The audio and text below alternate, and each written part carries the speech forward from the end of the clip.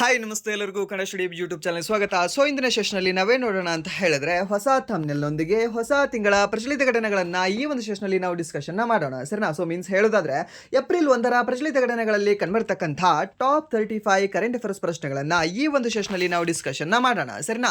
So ಹಾಗಾದ್ರೆ ಬನ್ನಿ ವಿಡಿಯೋನ ಸ್ಟಾರ್ಟ್ ಮಾಡೋಣ. ವಿಡಿಯೋ ಸ್ಟಾರ್ಟ್ ಮಾಡೋಕ್ಕಿಂತ ಮುಂಚೆ ವಿಡಿಯೋ ಕೊನೆವರೆಗೂ ನೋಡಿ ಅಂತ ಹೇಳ್ತಾ, ಹಾಗೆ ವಿಡಿಯೋ ಕೊನೆವರೆಗೂ ನೋಡಿದ ನಂತರ ವಿಡಿಯೋ ಇಷ್ಟ ಆದರೆ ಪ್ಲೀಸ್ ವಿಡಿಯೋನ ಲೈಕ್ ಮಾಡಿ, ಸಬ್ಸ್ಕ್ರೈಬ್ ಮಾಡಿ. ಇಫ್ ನಿಮಗೆ ವಿಡಿಯೋ ಇಷ್ಟ ಆಗಲಿಲ್ಲ ಅಂದರೆ ಸೊ ಒಬ್ವಿಯಸ್ಲಿ ಡಿಸ್ಲೈಕ್ ಮಾಡಿ ಅಂತ ಹೇಳ್ತಾ, ಹಾಗೆ ನಾವು ಇಲ್ಲಿವರೆಗೂ ಮಾಡಿರ್ತಕ್ಕಂಥ ಕರೆಂಟ್ ಅಫೇರ್ಸ್ ಕ್ಲಾಸ್ಗಳನ್ನು ಯಾರು ನೋಡಿಲ್ಲ ಅಲ್ವಾ, ಪ್ಲೀಸ್ ನೀವು ಪ್ಲೇಲಿಸ್ಟ್ ಅಲ್ಲಿ ಹೋಗಿ ಚೆಕ್ ಮಾಡ್ಕೊಂಡು ನೋಡ್ಕೊಳ್ಳಿ. ಸೊ ಅದು ನಿಮಗೆ ಮುಂಬರ್ತಕ್ಕಂತಹ RRB NTPC ಎಕ್ಸಾಮ್ಗೆ, SSC GD ಎಕ್ಸಾಮ್ಗೆ, CHSL CGL MTS ಬ್ಯಾಂಕಿಂಗ್ ಹಾಗೆ RRBD ಗ್ರೂಪ್ ಎಕ್ಸಾಮ್ ಎಲ್ಲ ಎಕ್ಸಾಮ್ಗಳಿಗೂ ಸಹ ನಿಮಗೆ ಈ ಕರೆಂಟ್ ಅಫೇರ್ಸ್ ಉಪಯೋಗ ಆಗುತ್ತೆ. ಆ್ಯಂಡ್ ದೆನ್ ನೆಕ್ಸ್ಟ್ ಈ ಮಾರ್ಚ್ನ ಮಂತ್ಲಿ ಕರೆಂಟ್ ಅಫೇರ್ಸನ್ನು ಸಹ ಮಾಡಬೇಕಾಗಿತ್ತು. ಆ ಒಂದು ಮಂತ್ಲಿ ಕರೆಂಟ್ ಅಫೇರ್ಸನ್ನು ಇನ್ನೂ 4 to 5 ಡೇಸಲ್ಲಿ ನಿಮಗೆ ಅಪ್ಡೇಟ್ ಮಾಡಲಾಗುವುದು ಸರಿನಾ. ಸೊ ಅದಕ್ಕೆ ಸಹ ನೀವು ನಿರೀಕ್ಷಿಸಿ ಅಂತ ಹೇಳ್ತೇನೆ. ಸೊ ಹಾಗಾದರೆ ಬನ್ನಿ ವಿಡಿಯೋನ ಸ್ಟಾರ್ಟ್ ಮಾಡೋಣ. ವಿಡಿಯೋ ಸ್ಟಾರ್ಟ್ ಮಾಡೋಕ್ಕಿಂತ ಮುಂಚೆ ಒಂದು ಪೆನ್ ಮತ್ತು ಪೇಪರ್ನ ತಗೊಂಡು ಕೂಡಿ ಅಂತ ಹೇಳ್ತಾ, ಸೊ ನಿಮಗೆ ಎಷ್ಟು ಕರೆಕ್ಟ್ ಆಗ್ತವೆ ಅನ್ನೋದು ಸಹ ನೀವು ಒಂದ್ಸರಿ ನೋಡ್ತಾ ಬನ್ನಿ. ಓಕೆ, ಸೊ ಈ ಒಂದು ದಿನದ ಮೊದಲ ಪ್ರಶ್ನೆ ಆ್ಯಂಡ್ ದೆನ್ ಈ ಒಂದು ದಿನದ ಮೊದಲ ವಿಷಯ ಏನಾಗಿದೆ ಅಂತ ಕೇಳಿದ್ರೆ 8ನೇ ವಾರ್ಷಿಕ ಹಾಕಿ ಪ್ರಶಸ್ತಿಗಳು. ಓಕೆ, ಸೊ ಇಲ್ಲಿ ಪ್ರಶ್ನೆಗಳಿದಾವೆ, ಇಲ್ಲಿ ನೋಡುವ. ಸೊ ಅದಕ್ಕಿಂತ ಮುಂಚೆ ಇಲ್ಲಿ ಥಂಬ್ನೇಲಲ್ಲಿ ಯಾರ್ದಿದೆ, ಸೊ ಇಲ್ಲಿ ಯಾರಿದ್ದಾರೆ ಅಂತಂದರೆ ಇಲ್ಲಿ ನವನೀತ್ ಅವರು ಇದ್ದಾರೆ. ಓಕೆ, ಸೊ ಯಾರಿದ್ದಾರೆ, ನವನೀತ್ ಕೌರ್ ಅವರು ಅಂತ ಹೇಳ್ತೇವೆ. ಸೊ ಈ ನವನೀತ್ ಅವರು ಇದ್ದಾರೆ. ಯಾಕೆ ನವನೀತ್ ಅವರ ಒಂದು ಥಂಬ್ನೇಲಲ್ಲಿ ಫೋಟೋ ಇದೆ, ಯಾಕೆ ಅಂತ ಕೇಳಿದ್ರೆ ಈ 8ನೇ ಹಾಕಿ ವಾರ್ಷಿಕ ಪ್ರಶಸ್ತಿಗಳಲ್ಲಿ ಈ 8ನೇ ಹಾಕಿ ವಾರ್ಷಿಕ ಪ್ರಶಸ್ತಿಗಳಲ್ಲಿ ಮಹಿಳಾ ವಿಭಾಗದಲ್ಲಿ ಇವರಿಗೆ ಪ್ರಶಸ್ತಿಯನ್ನು ನೀಡಿ ಗೌರವಿಸಲಾಗಿದೆ. ಯಾರಿಗೆ, ಈ ನವನೀತ್ ಕೌರ್ ಅವರು ಅಂತ ಹೇಳ್ತೀವಿ. ಹಾಗಾದರೆ ಪುರುಷ ವಿಭಾಗದಲ್ಲಿ ಯಾರಿಗೆ ನೀಡಲಾಗಿದೆ ಅಂತ ಕೇಳಬಹುದು. ಅವಾಗಲೂ ಹೇಳಬೇಕಾಗುತ್ತೆ sir, that is Hardik Singh ಅವರು. ಯಾರು ಅಂತ ಹೇಳ್ತೀವಿ, ಒಂದು ಹಾರ್ದಿಕ್ ಸಿಂಗ್ ಅವರಿಗೆ ಪುರುಷರ ವಿಭಾಗದಲ್ಲಿ ಹಾಕಿ ಪ್ರಶಸ್ತಿಯನ್ನು ನೀಡಿದರೆ ವರ್ಷದ ಹಾಕಿ ಪಟು ಅಂತ. ಹಾಗೆ ಒಂದು ಮಹಿಳಾ ಪಟು ಯಾರು ಅಂತ ಕೇಳಿದ್ರೆ ಈ ಒಂದು ನವನೀತ್ ಕೌರ್ ಅವರು ಆಗ್ತಾರೆ. ಸೊ ಅದನ್ನು ಸಹ ನೀವು ನೆನ್ಪಿಟ್ಕೊಳ್ಳಿ. ಆ್ಯಂಡ್ ದೆನ್ ಎಷ್ಟನೇ ಒಂದು ಆವೃತ್ತಿ ಆಗಿತ್ತು ಈ ಒಂದು ಪ್ರಶಸ್ತಿ ಇದು ಅಂತ ಕೇಳ್ಬೋದು. ನಿಮಗೆ 8ನೇ ಆವೃತ್ತಿ ಆಗಿತ್ತು ಅಂತ ನೀವು ಹೇಳಬೇಕಾಗತ್ತೆ. ಅದನ್ನು ಸಹ ನೀವು ನೆನ್ಪಿಟ್ಕೊಳ್ಳಿ, ಅದು ಸಹ ನಿಮಗೆ ಕೇಳೋ ಚಾನ್ಸಸ್ ಇರುತ್ತೆ. ಆ್ಯಂಡ್ ದೆನ್ ಇದೇ ಒಂದು ಪ್ರಶಸ್ತಿಗಳಲ್ಲಿ ಯಾವುದು ಈ ಒಂದು 8ನೇ ಹಾಕಿ ಪ್ರಶಸ್ತಿಗಳಲ್ಲೇ ಇನ್ನೊಂದು ಪ್ರಮುಖವಾಗಿರತಕ್ಕಂಥ ಪ್ರಶಸ್ತಿಯನ್ನು ಸಹ ನೀಡಿದ್ದಾರೆ ಒಬ್ಬ ವ್ಯಕ್ತಿಗೆ. ಯಾರವರು, ಈ ಜಾಫರ್ ಇಕ್ಬಾಲ್ ಅವರು ಅಂತ ಹೇಳ್ತೀವಿ ಸರಿನಾ. ಏನಂತ ಹೇಳ್ತೀವಿ, ಸೊ ಇಲ್ಲಿ ನೆನ್ಪಿಟ್ಕೊಳ್ಳಿ, ಜಾಫರ್ ಇಕ್ಬಾಲ್ ಅವರು, ಜಾಫರ್ ಇಕ್ಬಾಲ್ ಅಂತ ಹೇಳ್ತೇವೆ. ಓಕೆ, ಇಕ್ಬಾಲ್. ಸೊ ಯಾವ ಪ್ರಶಸ್ತಿ ನೀಡಿ ಗೌರವಿಸಲಾಗಿದೆ ಇವರಿಗೆ ಮೇಜರ್ ಧ್ಯಾನ್ ಚಂದ್ ಜೀವಮಾನ ಸಾಧನೆ ಪ್ರಶಸ್ತಿಯನ್ನು ನೀಡಿ ಗೌರವಿಸಲಾಗಿದೆ. ಯಾರಿಗೆ, ಈ ಜಾಫರ್ ಇಕ್ಬಾಲ್ ಅವರಿಗೆ. ಓಕೆ, ಸೊ ಹಾರ್ದಿಕ್ ಸಿಂಗ್ ಅವ್ರು ನೆನ್ಪಿಟ್ಕೊಳ್ತೀರಾ. ಓಕೆ, ಹಾರ್ದಿಕ್ ಸಿಂಗ್ ಅವ್ರು ನೆನ್ಪಿಟ್ಕೊಳ್ಳಿ. ನವನೀತ್ ಕೌರ್ ಅವ್ರು ನೆನ್ಪಿಟ್ಕೊಳ್ತೀರಾ. ಓಕೆ, ಅವ್ರನ್ನ ನೆನ್ಪಿಟ್ಕೊಳ್ಳಿ. ಬಟ್ ಅವರಿಬ್ಬರಿಗಿಂತ ಜಾಸ್ತಿ ಇಲ್ಲಿ ಇಂಪಾರ್ಟೆಂಟ್ ಯಾರಾಗ್ತಾರೆ ಅಂತ ಕೇಳಿದ್ರೆ ಈ ಹಾಕಿಯ ದಿಗ್ಗಜ ಜಾಫರ್ ಇಕ್ಬಾಲ್ ಅವರು ಆಗ್ತಾರೆ. ಸೊ ಈ ಒಂದು ಜಾಫರ್ ಇಕ್ಬಾಲ್ ಅವರಿಗೆ ಮೇಜರ್ ಧ್ಯಾನ್ ಚಂದ್ ಅವಾರ್ಡ್ ಅಲ್ಲ, ಬದಲಿಗೆ ಮೇಜರ್ ಧ್ಯಾನ್ ಚಂದ್ ಜೀವಮಾನ ಸಾಧನೆ ಲೈಫ್ ಟೈಮ್ ಅಚೀವ್ಮೆಂಟ್ ಅವಾರ್ಡ್ ನೀಡಿ ಗೌರವಿಸಲಾಗಿದೆ. ಯಾರಿಗೆ, ಜಾಫರ್ ಇಕ್ಬಾಲ್ ಅವರಿಗೆ.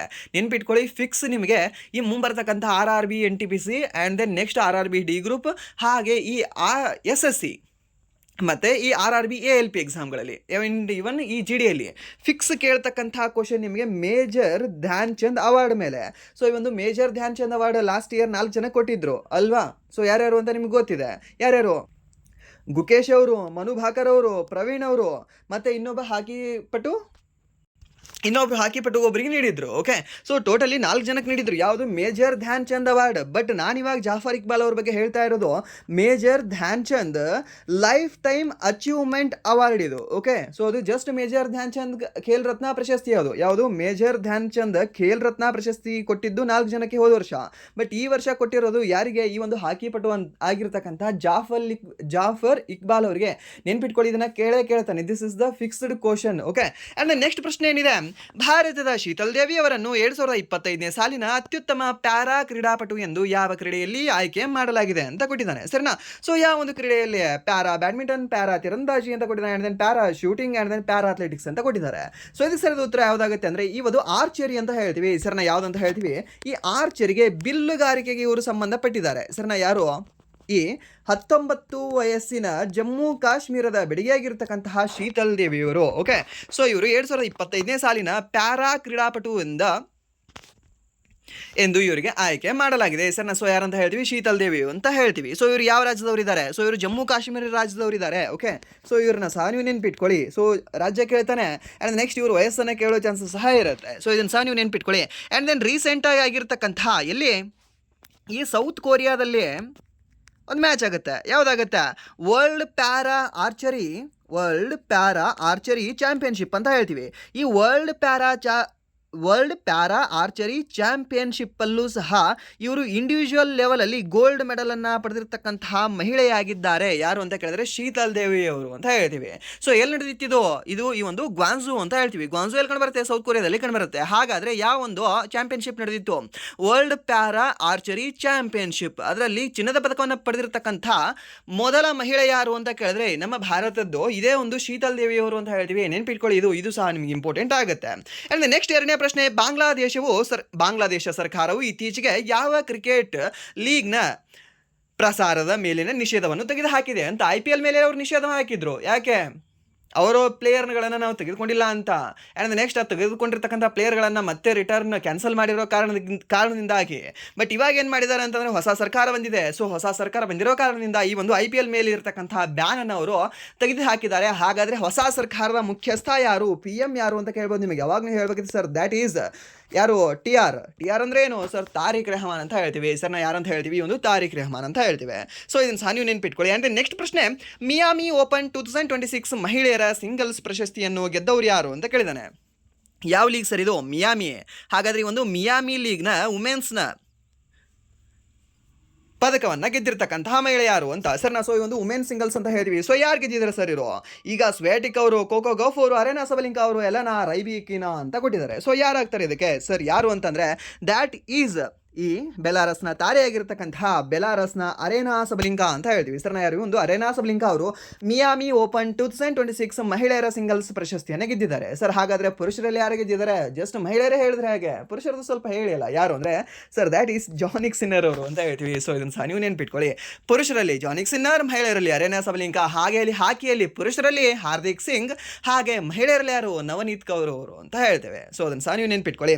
ಆ್ಯಂಡ್ ನೆಕ್ಸ್ಟ್ ಪ್ರಶ್ನೆ, ಅದಾನಿ ಡಿಫೆನ್ಸ್ ಆ್ಯಂಡ್ ಏರೋಸ್ಪೇಸ್ ಭಾರತೀಯ ಸೇನೆಗೆ ಯಾವ ಶಸ್ತ್ರಾಸ್ತ್ರದ ಮೊದಲ ಕಂತನ್ನು ಹಸ್ತಾಂತರಿಸಿದೆ ಅಂತ ಕೊಟ್ಟಿದ್ದಾನೆ.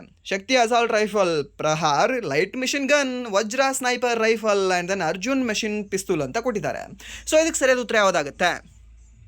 ಯಾವುದಾಗ್ಬೋದು ಇದಕ್ಕೆ ಹೇಳ್ಬೋದಾ? ಯಾವುದು ಸರ್? ಯಾವುದು ಅಂತಂದರೆ ಲೈಟ್ ಮೆಷಿನ್ ಗನ್. ಆ ಲೈಟ್ ಮೆಷಿನ್ ಗನ್ ಇರತಕ್ಕಂಥ ಹೆಸರೇನು? ಪ್ರಹಾರ್ ಅಂತ ಹೇಳ್ತೀವಿ. ಸೊ ಪ್ರಶ್ನೆ ನಿಮಗೆ ಹೇಗೆ ಕೇಳಬಹುದಲ್ಲ, ಈ ಪ್ರಹಾರ್ ಅನ್ನೋದು ಯಾವ ರೀತಿಯ ಗನ್ ಆಗಿದೆ ಅಂತ. ಸೊ ಅಸಾಲ್ಟ್ ರೈಫಲ್ ಆಗಿದೆ, ಲೈಟ್ ಮೆಷಿನ್ ಗನ್ ಆಗಿದೆ, ಸ್ನೈಪರ್ ರೈಫಲ್ ಆಗಿದೆ, ಆ್ಯಂಡ್ ದೆನ್ ಒಂದು ಮೆಷಿನ್ ಪಿಸ್ತೂಲ್ ಆಗಿದೆ ಅಂತ ನಿಮ್ಗೆ ಕೊಡಬಹುದು. ಅವಾಗ ನೀವೇನಂತ ಹೇಳ್ತೀರಾ? ಸರ್ ದ್ಯಾಟ್ ಈಸ್ ಒಂದು ಲೈಟ್ ಮೆಷಿನ್ ಗನ್ ಆಗಿದೆ. ಯಾವುದು?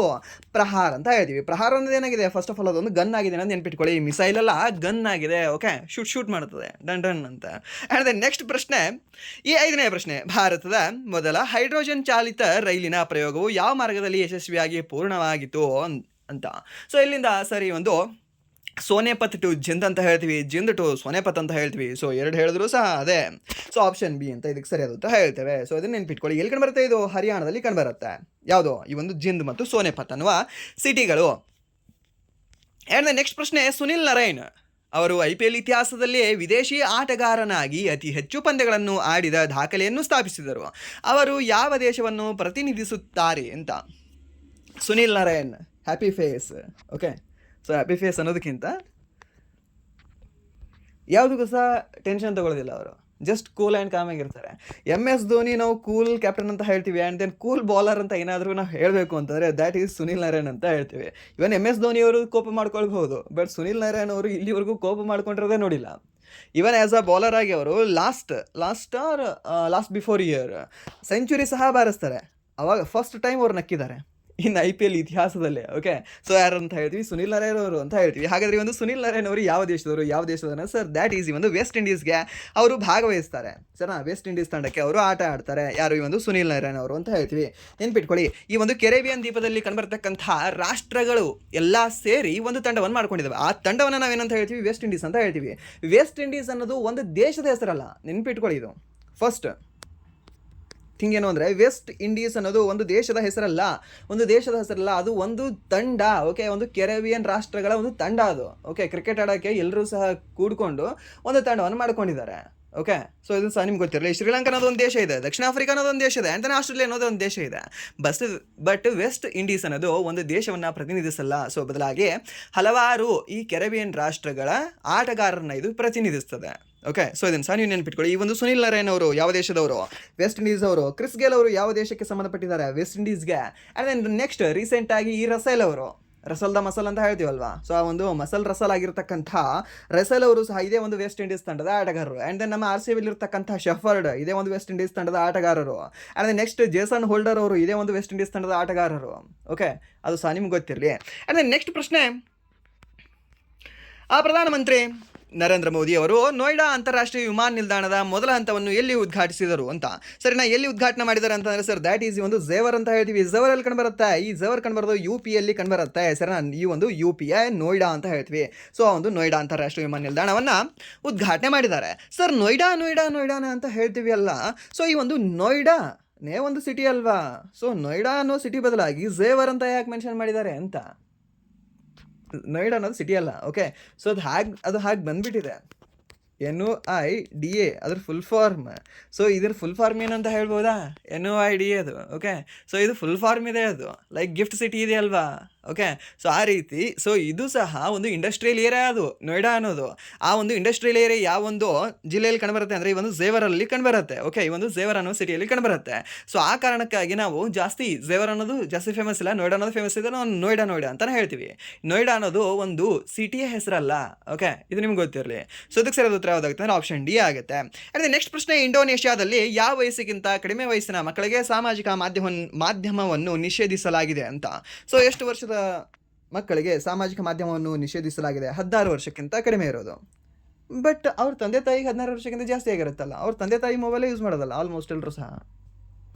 ಆ್ಯಂಡ್ ನೆಕ್ಸ್ಟ್ ಪ್ರಶ್ನೆ, ಈ ಏಪ್ರಿಲ್ 1, 2026 ಚೀನಿ ಮೂಲದ ಇಂಟರ್ನೆಟ್ ಸಂಪರ್ಕ CCTV ವ್ಯವಸ್ಥೆಗಳಿಗೆ ಯಾವ ಪ್ರಮಾಣ ಪತ್ರವನ್ನು ಕಡ್ಡಾಯಗೊಳಿಸಲಾಗಿದೆ ಅಂತ ಕೊಟ್ಟಿದ್ದಾನೆ. ಇವಾಗ ನಮ್ಮ ಭಾರತದಲ್ಲಿ ಏನಾದರೂ ಒಂದು 100 CCTV ಇದ್ದಾವೆ ಅಂತಂದರೆ ಆ 100 CCTVಯಲ್ಲಿ 80 CCTV ಮೇಡ್ ಇನ್ ಚೀನಾದೇ ಇರ್ತವೆ. ಓಕೆ, ಸೊ ಆ ಒಂದು ಡಾಟಾ ಬೈ ಡೈರೆಕ್ಟಾಗಿ ಇಲ್ಲಾಂದರೆ ಇಂಡೈರೆಕ್ಟಾಗಿ ಈ ಚೀನಾ ಏನಿದೆಯಲ್ವಾ ಅವರು ಅದನ್ನು ನೋಡ್ಬೋದು ಆ್ಯಂಡ್ ದೆನ್ ಅದನ್ನು ಆ್ಯಕ್ಸೆಸ್ ಮಾಡ್ಕೊಳ್ಬಹುದು.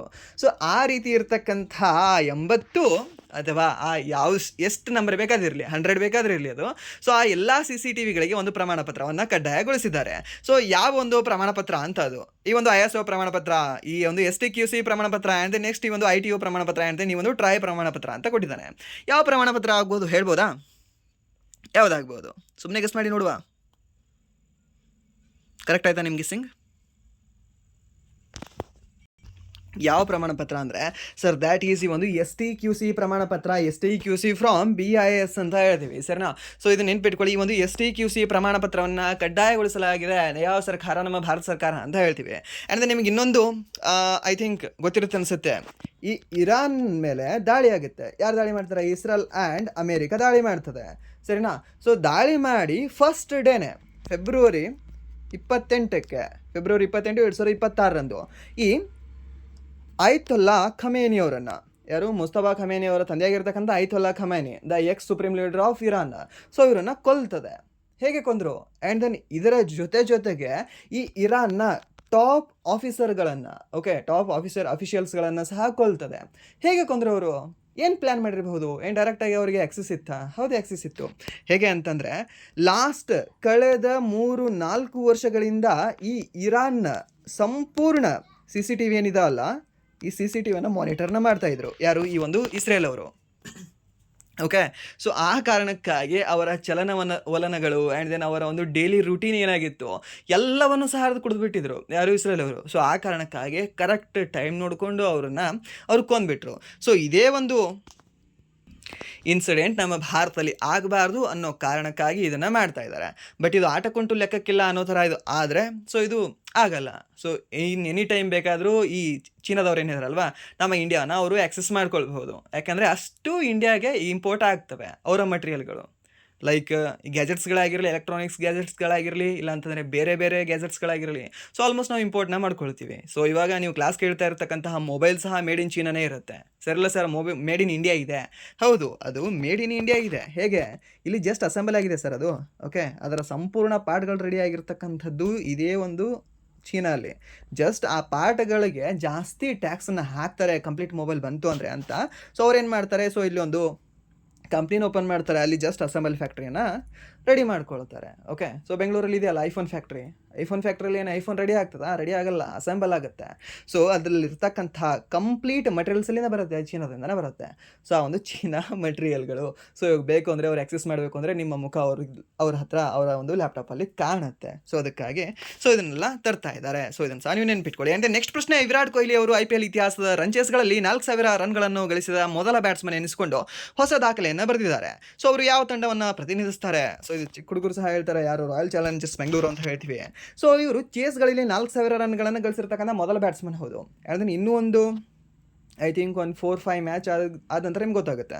ಇನ್ನೊಂದು 15 or 20 ಡೇಸಲ್ಲಿ ಇನ್ನೊಂದು ಕರೆಂಟ್ ಅಫೇರ್ಸ್ ಬರುತ್ತೆ. ಏನು ಅಂತಂದರೆ, ಈ IPL ಇತಿಹಾಸದಲ್ಲಿ 8000 ರನ್ಗಳನ್ನು ಪೂರೈಸಿರ್ತಕ್ಕಂಥ ಬ್ಯಾಟ್ಸ್ಮನ್ ಯಾರು ಅಂತ. So that is Virat Kohli ಅಂತಾನೆ. ಸೊ ಅದನ್ನು ಸಹ ನೀವು ನೆನ್ಪಿಟ್ಕೊಳ್ಳಿ. ಓಕೆ. ಆ್ಯಂಡ್ ನೆಕ್ಸ್ಟ್ ಪ್ರಶ್ನೆ, ಅಂತಾರಾಷ್ಟ್ರೀಯ ದೆಹಲಿ ಚಲನಚಿತ್ರೋತ್ಸವ 2026ರಲ್ಲಿ ಜೀವಮಾನ ಸಾಧನೆ ಪ್ರಶಸ್ತಿಯನ್ನು ಯಾರಿಗೆ ನೀಡಿ ಗೌರವಿಸಲಾಯಿತು ಅಂತ ಕೇಳಿದ್ದಾನೆ. ಯಾವ ಒಂದು ಪ್ರಶಸ್ತಿಯಲ್ಲಿ? ಸರಿ, ಒಂದು IFFD ಪ್ರಶಸ್ತಿಗಳಲ್ಲಿ ಅಂತಾರಾಷ್ಟ್ರೀಯ ದೆಹಲಿ ಚಲನಚಿತ್ರೋತ್ಸವ ಅಂತ ಹೇಳ್ತೀವಿ. ಸೊ ಇದರಲ್ಲಿ ಯಾರಿಗೆ ನೀಡಲಾಗಿದೆ? ಸರ್, ಈ ಒಂದು ತೆಲುಗು ಆ್ಯಕ್ಟರ್ ಆಗಿರ್ತಕ್ಕಂಥ ನಂದ ಅವರಿಗೆ. ಸೊ ಯಾರು? ಈ ಒಂದು ನಂದಮೂರಿ ಬಾಲಕೃಷ್ಣ ಅವರು ಅಂತ ಹೇಳ್ತೀವಿ. ಹೆಸರನ್ನ ಯಾರಿಗೆ? ಈ ಒಂದು ನಂದಮೂರಿ ಬಾಲಕೃಷ್ಣ ಅವರಿಗೆ ಈ ಪ್ರಶಸ್ತಿ ನೀಡಿ ಗೌರವಿಸಲಾಗಿದೆ. ಯಾವ ಪ್ರಶಸ್ತಿ? ಸರ್, ಜೀವಮಾನ ಪ್ರಶಸ್ತಿ. ಯಾವ ಒಂದು ಕ್ಷೇತ್ರದಲ್ಲಿ? ಈ ಒಂದು ಚಲನಚಿತ್ರ ಕ್ಷೇತ್ರದಲ್ಲಿ. ಹಾಗಾದರೆ ಹೇಳ್ಬೋದಾ, ಹಾಕಿ ಕ್ಷೇತ್ರದಲ್ಲಿ ಈ ವರ್ಷ ಯಾರಿಗೆ major Dhyan Chand life achievement award ನೀಡಿ ಗೌರವಿಸಲಾಗಿದೆ ಅಂತ? Sir, Iqbal sir. ಯಾರು? ಜಾಫರ್ ಇಕ್ಬಾಲ್ ಅವರು ಅಂತ ಹೇಳ್ತೇವೆ. ಆ್ಯಂಡ್ ನೆಕ್ಸ್ಟ್ ಪ್ರಶ್ನೆ, ಈ ಒಂದು IIMA ಇತ್ತೀಚೆಗೆ ಯಾವ ಶಾಲೆಯನ್ನು ಉದ್ಘಾಟಿಸಿದೆ ಅಂತ ಕೊಟ್ಟಿದ್ದಾನೆ. ಯಾವುದು ಈ ಒಂದು IIMA? ಯಾವ ಒಂದು ಶಾಲೆಯನ್ನು ಉದ್ಘಾಟನೆ ಮಾಡಿದೆ ಅಂತ? ಯಾವ ಒಂದು ಶಾಲೆಯನ್ನು ಉದ್ಘಾಟನೆ ಮಾಡಿರಬಹುದು? ಹೇಳ್ಬಹುದಾ? ಫಸ್ಟ್ ಆಫ್ ಆಲ್, IIMA ಅಂತಂದರೆ ಯಾವ ಇನ್ಸ್ಟಿಟ್ಯೂಟ್ ಅದು? ಏನು ಇಂಡಿಯನ್ ಇನ್ಸ್ಟಿಟ್ಯೂಟ್ ಆಫ್ ಮಿಲಿಟರಿ ಅಕಾಡೆಮಿನಾ? ಅಲ್ಲ. ಸೊ ಯಾವುದು ಅಂತ ಹೇಳ್ತೀವಿ? ಈ ಒಂದು Indian institute of management Ahmedabad ಅಂತ ಹೇಳ್ತೀವಿ. ಸೊ ಇದು ಲಾಂಚ್ ಮಾಡಿದೆ. ಯಾವುದನ್ನು ಲಾಂಚ್ ಮಾಡಿದೆ ಅಂದರೆ, ಸರ್, ದ್ಯಾಟ್ ಈಸ್ ಯಾವ ಶಾಲೆ ಅಂತಂದರೆ, that is none other than ಈ Krishnamurthy Tandon school of artificial intelligence ಅಂತ ಹೇಳ್ತೀವಿ. ಯಾವುದು? ಈ ಒಂದು Krishnamurthy Tandon school of AI ಅಂತ ಹೇಳ್ತೇವೆ. ಸೊ ಇದನ್ನು ಸಹ ನೀವು ನೆನ್ಪಿಟ್ಕೊಳ್ಳಿ. ಸೊ ಇದಕ್ಕೆ ಟೋಟಲಿ 100 crores ವೆಚ್ಚವನ್ನು ಇದು ಮಾಡಿದೆ. ಯಾರು? ಈ ಒಂದು IIM ಅಂತ ಹೇಳ್ತೀವಿ, IIM ಅಹಮದಾಬಾದ್ ಅವರು. ಸೊ ಇದನ್ನು ಸಹ ನೀವು ನೆನ್ಪಿಟ್ಕೊಳ್ಳಿ. ಸೊ ಇದನ್ನು ಕೇಳ್ಬೋದು, ನಿಮಗೆ ಹೆಸರನ್ನು ಕೇಳಬಹುದು. Krishnamurthy Tandon school of artificial intelligence ಅನ್ನು ಯಾರು ಪ್ರಾರಂಭಿಸಿದ್ದಾರೆ, ಯಾರು ಉದ್ಘಾಟನೆ ಮಾಡಿದ್ದಾರೆ ಅಂತ. ಸೊ ಯಾರು ಅಂದರೆ ಒಂದು IIM ಅಹಮದಾಬಾದ್ ಅಂತ ಹೇಳ್ತೀವಿ. ಸೊ ಇದನ್ನು ಸಹ ನೀವು ನೆನ್ಪಿಟ್ಕೊಳ್ಳಿ. ಆ್ಯಂಡ್ ದೆನ್ ನೆಕ್ಸ್ಟ್ ಪ್ರಶ್ನೆ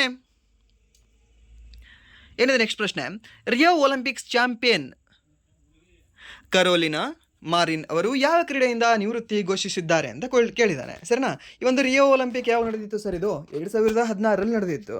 ಓಕೆ, 2016ರಲ್ಲಿ. ಆ್ಯಂಡ್ ದೆನ್ ಈ ವರ್ಷ 2016 ರಿಯೋ ಒಲಿಂಪಿಕ್ಸ್.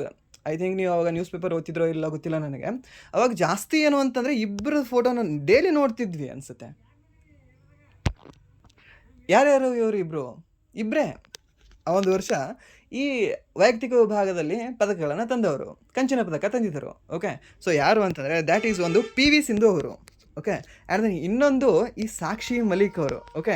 ಸೊ ಇಬ್ಬರು ಸಹ ಸೊ ಆ ವರ್ಷ ಜಾಸ್ತಿ ಫೇಮಸ್ಸಲ್ಲಿ ಇದ್ದರು. ಇಲ್ಲಿ ಒಂದು ಬ್ರೆಜಿಲಲ್ಲಿ ನಡೆದಿರತಕ್ಕಂಥ ರಿಯೋ ಒಲಿಂಪಿಕ್ಸ್ನಲ್ಲಿ 2016ರಲ್ಲಿ ಇದು ನಡೆದಿದ್ದು. ಓಕೆ. ಸೊ ಅಲ್ಲಿ ಈ ಒಂದು ಕರೋಲಿನಾ ಮಾರಿನ್ ಅವರು ಸಹ ಭಾಗವಹಿಸಿದ್ರು. ಆ್ಯಂಡ್ ದೆನ್ ಅಲ್ಲಿ ಚಿನ್ನದ ಪದಕವನ್ನು ಸಹ ಗೆದ್ದಿದ್ರು. ಸೊ ಇವರು ಯಾವ ದೇಶದ ಆಟಗಾರ್ತಿ ಅಂದರೆ, ಸರ್, ದ್ಯಾಟ್ ಈಸ್ ಒಂದು ಇವರು ಸ್ಪೇನ್ ದೇಶದ ಆಟಗಾರ್ತಿ ಆಗಿದ್ದಾರೆ. ಹಾಗಾದರೆ ಇವರು ಯಾವ ಒಂದು ಕ್ರೀಡೆಗೆ ಸಂಬಂಧಪಟ್ಟಿದ್ರು? ಸೊ ಅಗೇನ್ ಬ್ಯಾಡ್ಮಿಂಟನ್ ಕ್ರೀಡೆಗೆ ಇವರು ಸಂಬಂಧಪಟ್ಟಿದ್ರು. ಹಾಗಾದರೆ ನಮ್ಮ PV ಸಿಂಧು ಅವರು ಎದಕ್ಕೆ ಸಂಬಂಧಪಟ್ಟಿದ್ದಾರೆ? ಬ್ಯಾಡ್ಮಿಂಟನ್ಗೆ. ಅವ್ರೇನು ಗೆದ್ದಿದ್ರು? ಇವ್ರೇನು ಗೆದ್ದಿದ್ದಾರೆ? ಓಕೆ, ನೆನ್ಪಿಟ್ಕೊಳ್ಳಿ. ಸೊ ಅವರು ಬೆಳ್ಳಿಯನ್ನು ಗೆದ್ದರೆ, ಇವರು ಬಂಗಾರವನ್ನು ಗೆದ್ದಿದ್ರು ಆ ವರ್ಷ. ಆ್ಯಂಡ್ ದೆನ್ ಈ ಸಾಕ್ಷಿ ಮಲಿಕ್ ಅವರು ಕಂಚನ ಗೆದ್ದಿದ್ರು. ಓಕೆ. ಸೊ ಇದನ್ನು ನೆನ್ಪಿಟ್ಕೊಳ್ಳಿ, ಕೇಳೋ ಚಾನ್ಸಸ್ ಇರುತ್ತೆ ನಿಮಗೆ. ಈ ಒಲಿಂಪಿಕ್ಕಿಂದ ಯಾರು ರಿಟೈರ್ಮೆಂಟ್ ತೊಗೊಳ್ತಾರಲ್ವಾ, ಸೊ ಆಲ್ಮೋಸ್ಟ್ ಇವ್ರ ಹೆಸರುಗಳನ್ನು ಕೇಳ್ತಾನೆ. SSCಯಲ್ಲಿ ಕೇಳೋದು ಬಿಟ್ಟಿದ್ದಾನೆ, ಇವಾಗ ಸ್ವಲ್ಪ ಕಡಿಮೆ ಮಾಡಿದ್ದಾನೆ. ಬಟ್ RRB ಎಕ್ಸಾಮ್ಗಳಲ್ಲಿ ಕೇಳ್ತಾನೆ ಈ ಥರ. ಆ್ಯಂಡ್ ದೆನ್ ನೆಕ್ಸ್ಟ್ ಪ್ರಶ್ನೆ, ತೆಲಂಗಾಣದ ಸಂಸ್ಕೃತಿ ಸಚಿವ ಜುಪಲ್ಲಿ ಕೃಷ್ಣರಾವ್ ಅವರನ್ನು ಯಾವ ಪ್ರಶಸ್ತಿಯಿಂದ ಗೌರವಿಸಲಾಗಿದೆ ಅಂತ ಕೊಟ್ಟಿದ್ದಾನೆ. ಯಾವುದು? ಈ ಒಂದು ಜುಪಲ್ಲಿ ಕೃಷ್ಣರಾವ್ ಅವರಿಗೆ ಯಾವ ಪ್ರಶಸ್ತಿ ನೀಡಿ ಗೌರವಿಸಲಾಗಿದೆ ಅಂತ? ಯಾವ ಒಂದು ಪ್ರಶಸ್ತಿ ಅಂದರೆ, ಸರ್, ದ್ಯಾಟ್ ಈಸ್ ಒಂದು ಗ್ರ್ಯಾಂಡ್ ಪ್ರೈಸನ್ನು ನೀಡಿ ಗೌರವಿಸಲಾಗಿದೆ. ಸರ್ನ ಗ್ರ್ಯಾಂಡ್ ಪ್ರಿಕ್ಸ್ ಅಲ್ಲ, ಬದಲಾಗಿ ಗ್ರ್ಯಾಂಡ್ ಪ್ರೈಸ್ ಅಂತ ಹೇಳ್ತೀವಿ. ಈ ಒಂದು ಗ್ರ್ಯಾಂಡ್ ಪ್ರೈಸನ್ನು ನೀಡಿ ಗೌರವಿಸಲಾಗಿದೆ. ಯಾರಿಗೆ ಅಂತಂದರೆ, ಈ ಒಂದು ತೆಲಂಗಾಣದ ಸಂಸ್ಕೃತಿ ಸಚಿವರಾಗಿರ್ತಕ್ಕಂಥ ಜುಪಲ್ಲಿ ಕೃಷ್ಣರಾವ್ ಅವರು. ಸೊ ಆ್ಯಂಡ್ ನೆಕ್ಸ್ಟ್ ಪ್ರಶ್ನೆ, ಮಾಧವಪುರ ಜಾತ್ರೆಯನ್ನು ಗುಜರಾತ್ನ ಯಾವ ನಗರದಲ್ಲಿ ಆಯೋಜಿಸಲಾಗ್ತದೆ ಅಂತ ಕೇಳಿದ್ದಾನೆ. ಯಾವುದು? ಈ ಒಂದು ಮಾಧವಪುರ ಜಾತ್ರೆ. ಸೊ ಪ್ರತಿ ವರ್ಷ ಇದನ್ನು ಗುಜರಾತ್ ಆಯೋಜನೆ ಮಾಡಲಾಗ್ತದೆ. ಈ ಒಂದು ಗುಜರಾತ್ನ ಪೋರ್ಬಂದರ್ ಅಂತ ಹೇಳ್ತೀವಿ. ಹೆಸರಿನಲ್ಲಿ ಒಂದು ಗುಜರಾತ್ನ ಪೋರ್ಬಂದರ್. ಯಾವ ಜಾತ್ರೆ? ಮಾಧವಪುರ ಜಾತ್ರೆ. ಓಕೆ. ಯಾವುದು ಜಾತ್ರೆ ಅಂತ ಹೇಳ್ತೀವಿ? ಮಾಧವಪುರ ಜಾತ್ರೆ ಅಂತ ಹೇಳ್ತೀವಿ. ಸರ್, ಇಲ್ಲ ಸರ್, ಅದು ಮೇಡಾರಾಮ್ ಜಾತ್ರೆ. ನೀವು ಏನಾದರೂ ಮಿಸ್ಟೇಕ್ ಮಾಡಿದ್ರೆ ನೋಡಿ ಟೈಪ್ ಮಾಡುವಾಗ. ಯಾವುದು? ಮೇಡಾರಾಮ್ ಜಾತ್ರೆನಾ? ಮೇಡಾರಾಮ್ ಜಾತ್ರೆ. ಈ ಮೇಡಾರಾಮ್ ಜಾತ್ರೆ ಅನ್ನೋದು ನಮ್ಮ ಭಾರತದ ಅತಿ ದೊಡ್ಡ ಟ್ರೈಬಲ್ ಫೆಸ್ಟಿವಲ್ ಆಗಿದೆ. ಸೊ ಇದು ಕಂಡುಬರೋದು ಈ ಒಂದು ತೆಲಂಗಾಣದಲ್ಲಿ ಕಂಡುಬರುತ್ತೆ. ಸೊ ಮೇಡಾರಾಮೇ ಬೇರೆ, ಮಾಧವಪುರನೇ ಬೇರೆ. ಓಕೆ, ಮಾಧವ ಬೇರೆ ಆ್ಯಂಡ್ ದೆನ್ ಮೇಡಮೇ ಬೇರೆ. ಸೊ ಇಬ್ಬರು ಸಹ ಬೇರೆ ಬೇರೆ ಕಡೆ ಕಂಡುಬರ್ತಾರೆ. ಆ್ಯಂಡ್ ದೆನ್ ನೆಕ್ಸ್ಟ್ ಪ್ರಶ್ನೆ, ಯಾವ ಬಂಗಾಳಿ ನಟರು 43ನೇ ವಯಸ್ಸಿನಲ್ಲಿ ಚಿತ್ರೀಕರಣದ ವೇಳೆ ನೀರಿನಲ್ಲಿ ಮುಳುಗಿ ಸಾವನ್ನಪ್ಪಿದರು ಅಂತ ಕೇಳಿದಾನೆ. ಯಾರವರು? ರೀಸೆಂಟಾಗಿ ಒಂದು ಬ್ಯಾಡ್ ಇನ್ಸಿಡೆಂಟ್ ಆಯಿತು. ಯಾರು ಅಂದರೆ ಸರ್ ದ್ಯಾಟ್ ಈಸ್ ಒಂದು ರಾಹುಲ್ ಅವರು, ರಾಹುಲ್ ಬ್ಯಾನರ್ಜಿ ಅಂತ ಹೇಳ್ತೀವಿ. Rahul Arunodaya Banerjee may be. Okay, so Rahul Banerjee ಅಂತ ಹೇಳ್ತೀವಿ ಅವರಿಗೆ ನಾವು ನಾರ್ಮಲ್ ಆಗಿ. ಸೊ ಅವರು ರೀಸೆಂಟಾಗಿ ಈ ನೀರಿನಲ್ಲಿ ಮುಳುಗಿ ಶೂಟಿಂಗ್ ಟೈಮಲ್ಲಿ ನೀರಿನಲ್ಲಿ ಮುಳುಗಿ ಅವರು ಡೆತ್ ಆಗಿದ್ದಾರೆ. ಸೊ ಅದಕ್ಕೆ ಅವರು ಸಹ ಕೇಳೋ ಚಾನ್ಸಸ್ ಇರುತ್ತೆ. ನಮ್ಮ ಕರ್ನಾಟಕದಲ್ಲಿ ಏನಾಗಿದ್ರು ಆ ರೀತಿ ಆಗಿದ್ರೆ, ಅಥವಾ ನಮ್ಮ ಸೌತಲ್ಲಿ ಏನಾದರೂ ಆ ರೀತಿ ಆಗಿದ್ರೆ ಜಾಸ್ತಿ ಅವ್ರದ್ದು ಫಿಲ್ಮ್ ಆ್ಯಕ್ಟ್ರಸ್ನ ಹೆಸರು ಕೇಳಲ್ಲ. ಬಟ್ ಹಿಂದಿ ನಟರಾಗಿರಲಿ, ಬೆಂಗಾಳಿ ನಟರಾಗಿರಲಿ ಅವ್ರದ್ದು ಹೆಸರುಗಳನ್ನು ಕೇಳ್ತಾನೆ. ಸೊ ಅದಕ್ಕೆ ನೆನ್ಪಿಟ್ಕೊಳ್ಳಿ. ಆ್ಯಂಡ್ ನೆಕ್ಸ್ಟ್ ಪ್ರಶ್ನೆ, ಮಾರ್ಚ್ 2026ರಲ್ಲಿ ಅಬೆಲ್ ಪ್ರಶಸ್ತಿಯನ್ನು ಯಾರಿಗೆ ನೀಡಲಾಯಿತು ಅಂತ ಕೇಳಿದಾನೆ. ಅಬೆಲ್ ಪ್ರಶಸ್ತಿ ನೀಡಲಾಗಿದೆ. ಅಬೆಲ್ ಪ್ರಶಸ್ತಿಯನ್ನು ನಾವು ಗಣಿತದ ನೊಬೆಲ್ ಅಂತ ಹೇಳ್ತೇವೆ ಸರ್ನಾ. ಸೊ ಹಾಗಾದರೆ ಒಂದು ಅಬೆಲ್ ಪ್ರಶಸ್ತಿಯನ್ನು ಯಾರಿಗೆ ನೀಡಲಾಗಿದೆ ಅಂತ, ಸೊ ಯಾರಿಗೆ ನೀಡಲಾಗಿದೆ ಸರ್? ಇದು ಯಾರಿಗೆ ಅಂದರೆ ಸರ್ ದ್ಯಾಟ್ ಈಸ್ ಒಂದು ಗೆರ್ಡ್ ಫಾಲ್ಟಿಂಗ್ ಅವರು ಅಂತ ಹೇಳ್ತೀವಿ ಸರ್ನಾ. ಯಾರು? ಒಂದು ಗೆರ್ಡ್ ಫಾಲ್ಟಿಂಗ್ಸ್ ಅವರಿಗೆ ಈ ಅಬೆಲ್ ಪ್ರಶಸ್ತಿ ನೀಡಿ ಗೌರವಿಸಲಾಗಿದೆ. Most important question for state government exam. ಸೆಂಟ್ರಲಲ್ಲಿ ಕೇಳ್ತಾನೆ, ಬಟ್ ಸ್ಟೇಟಲ್ಲಿ ಮಿಸ್ ಮಾಡಲ್ಲ ಈ ಒಂದು ಪ್ರಶ್ನೆನ, ಅಬೆಲ್ ಪ್ರಶ್ನೆನ. ಸೊ ಸ್ಪೆಷಲಿ ಹೇಳೋದಾದ್ರೆ ಈ ಒಂದು ಕರ್ನಾಟಕ ಪೊಲೀಸ್ ಏನಕ್ಕೆ ಎಕ್ಸಾಮ್ ನಡೀತದಲ್ವಾ, ಆ ಒಂದು ಕರ್ನಾಟಕ ಪೊಲೀಸ್ ಕ್ವಶನ್ ಪೇಪರ್ಗಳಲ್ಲಿ ಫಿಕ್ಸ್ ಇದ್ದೇ ಇರುತ್ತೆ ಅನ್ಸುತ್ತೆ. ಇದು ಪ್ರತಿ ಕ್ವಶನ್ ಪೇಪರಲ್ಲಿ ಇರುತ್ತೆ ಅನ್ಸುತ್ತೆ ಅಬೆಲ್ ಪ್ರಶಸ್ತಿ.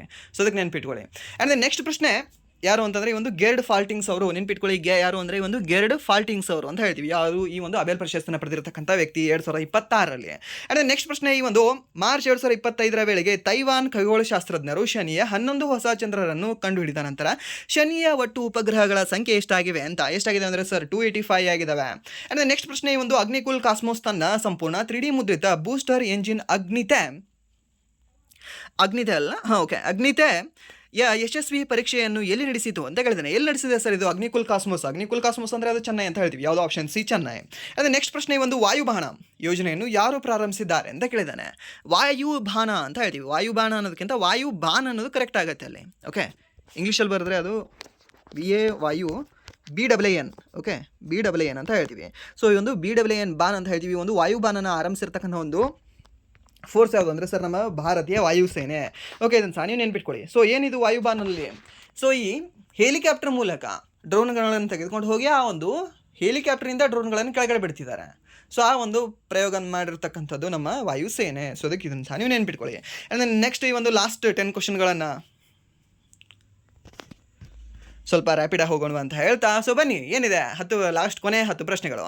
ಇತ್ತೀಚೆಗೆ ಕೇರಳದಲ್ಲಿ ವರದಿಯಾದ ಈ ಒಂದು ಶಿಗೆ ಲೋಸಿಸ್ ಸೋಂಕು ಯಾವುದಕ್ಕೆ ಸಂಬಂಧಿಸಿದೆ ಅಂತ ಕೊಟ್ಟಿದ್ದಾನೆ. ಸರ್ ಯಾವುದೇ ಒಂದು ಶಿಗೆಲೋಸಿಸ್ ಯಾವುದಕ್ಕೆ ಸಂಬಂಧಪಟ್ಟಿದೆ ಅಂದರೆ ಸರ್ ದ್ಯಾಟ್ ಈಸ್ ಒಂದು ಅತಿಸಾರ ಅಂತ ಹೇಳ್ತೀವಿ, ಒಂದು ಡಯರಿಯಾ ಅಂತ ಹೇಳ್ತೀವಿ.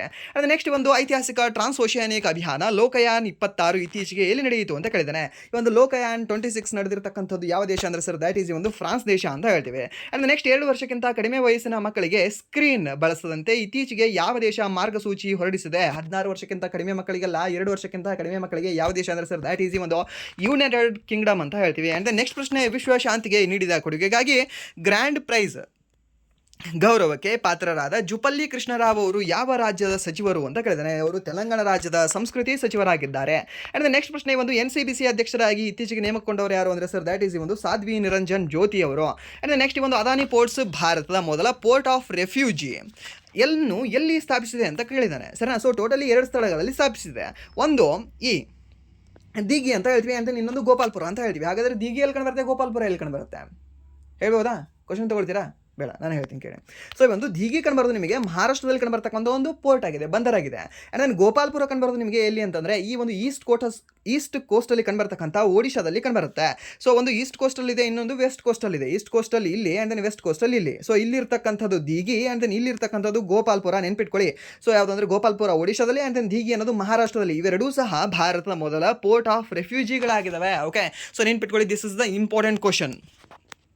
ಇಂಪಾರ್ಟೆಂಟ್. ಆ್ಯಂಡ್ ನೆಕ್ಸ್ಟ್ ಪ್ರಶ್ನೆ, ದೇಶದ ಮೊದಲ ಹೈಡ್ರೋಜನ್ ಚಾಲಿತ ರೈಲು ಯಾವ ರಾಜ್ಯದಲ್ಲಿ ಅಂತಂದರೆ ಹರಿಯಾಣದಲ್ಲಿ ಸಂಚರಿಸಲಿದೆ. ಸೊ ಜಿಂದು ಸೊನೆಪಂತ್ ಅಂತ ಹೇಳ್ತೀವಿ. ಆ್ಯಂಡ್ ನೆಕ್ಸ್ಟ್ ಒಂದು ರಸ್ತೆ ರೈಲು ಸೇತುವೆ ಯೋಜನೆಗಳಿಗಾಗಿ ಇತ್ತೀಚೆಗೆ ಬಿಡುಗಡೆಯಾದ ಪೋರ್ಟಲ್ ಯಾವುದು ಅಂತ ಕೇಳಿದ್ದಾನೆ. ರಸ್ತೆ ರೈಲು ಸೇತುವೆ ರಸ್ತೆ ರೈಲು ಸೇತುವೆ. ಈಗ ರಸ್ತೆ ಹೋಗ್ತಿರುತ್ತೆ, ಇದ್ರ ಮೇಲೆ ರೈಲು ಹೋಗುತ್ತಲ್ವಾ, ಆ ಒಂದು ರಸ್ತೆ ರೈಲು ಸೇತುವೆ ಯೋಜನೆಗಳಿಗಾಗಿ ಬಿಡುಗಡೆ ಮಾಡಿರ್ತಕ್ಕಂಥ ಒಂದು ಪೋರ್ಟಲ್ ಯಾವುದು ಅಂದರೆ ದ್ಯಾಟ್ ಈಸ್ ಈ ಒಂದು ಪ್ರಿಸಮ್ ಎಸ್ ಜಿ ಪೋರ್ಟಲ್ ಅಂತ ಹೇಳ್ತೀವಿ. ಯಾವುದು ಈ ಒಂದು ಪ್ರಿಸಮ್ ಎಸ್ ಜಿ ಪೋರ್ಟಲ್ ಅನ್ನೋದು. ಆ್ಯಂಡ್ ನೆಕ್ಸ್ಟ್ ಪ್ರಶ್ನೆ, ರಕ್ಷಣಾ ಸಚಿವಾಲಯವು ಈ ಒಂದು ತುಂಗುಸ್ಕಾ ಕ್ಷಿಪಣಿ ವ್ಯವಸ್ಥೆಗಾಗಿ ಯಾವ ದೇಶದೊಂದಿಗೆ 445 ಕೋಟಿ ಒಪ್ಪಂದಕ್ಕೆ ಸಹಿ ಹಾಕಿದೆ ಅಂತ ಕೇಳಿದಾನೆ. ಓಕೆ, ಯಾವುದೇ ಒಂದು ತುಂಗುಸ್ಕಾ ಕ್ಷಿಪಣಿ. ಸರ್ ತುಂಗುಸ್ಕಾ ಕ್ಷಿಪಣಿ ಅಂದರೆ ದ್ಯಾಟ್ ಈಸ್ ಒಂದು ರಷ್ಯಾ ಅಂತ ಹೇಳ್ತೀವಿ. ಸರ್ನ ಯಾವುದೇ ಒಂದು ರಷ್ಯಾ.